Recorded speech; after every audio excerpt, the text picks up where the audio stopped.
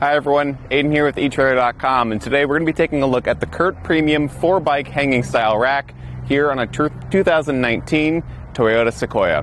Now this is going to be a really great bike rack for you and your family, and the reason for that is because of the way the arms on the end here narrow in.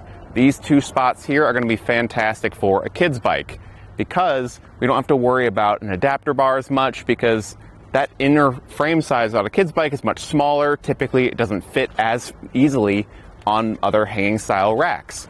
So with this, it's already set up for your kids' bikes, ready to go so the whole family can get out. And if you need a little bit more than 4 bikes, there is a 5-bike version as well, so be sure to check that out if you need it. Now overall though, this is a really nice rack. It's nice and simple, easy to use. You've got your 3 points of contact, 2 on the top, and the 3rd on the seat post here for an anti-sway. It is going to move back and forth a little bit, but it's going to limit the bike-to-bike contact and make sure that this innermost bike doesn't make contact with your Sequoia. Now, one disadvantage a hanging rack is going to have is that you can't tilt it away with the bikes loaded, but you still can tilt it. So we can take this bike off here by undoing these rubber straps, and then we can just go ahead and lift the bike out of here.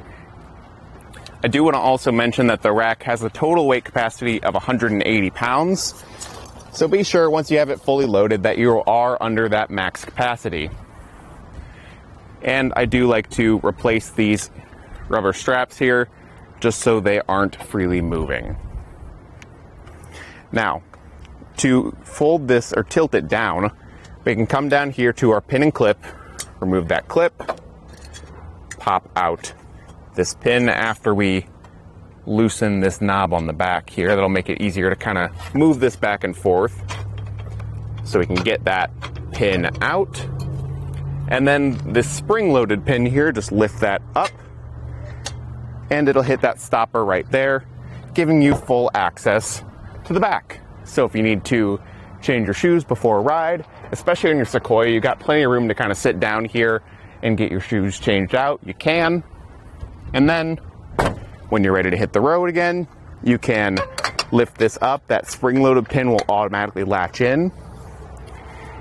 And we can go ahead and get this pin and clip back in. Now again, this one's a bit of a tight fit, but eventually it'll find its home. Pop the clip back in and tighten that knob on the back. What that's going to do is apply some pressure here. So you can see we don't get as much movement on the upper portion, which is really nice. Another thing I want to point out on the back here is this loop. So if you want to add a cable lock, you can loop it through here and make everything nice and secure. With it like this, I want to get some measurements. This is going to add a bit of length to the back of your Sequoia, so just make sure you keep that in mind in any sort of garage or parking spot. But we can see right here we're working with 36 inches of added length to the back of your Sequoia. But we can come to this pin and clip up here,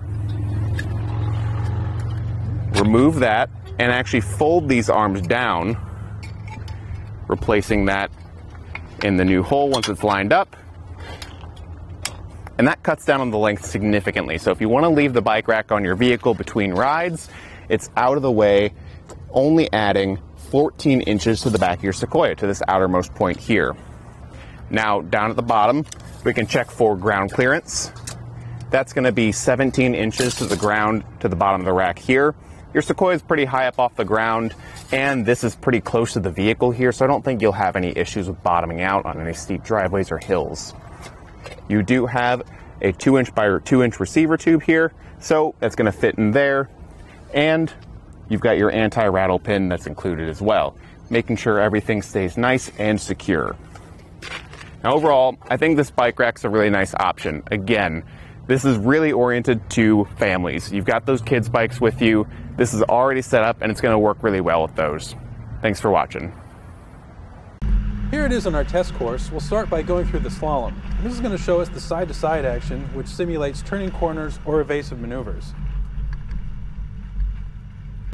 Next, we're at the alternating speed bumps, which we'll see the twisting action. This will simulate hitting a curb or pothole or driving over uneven pavement.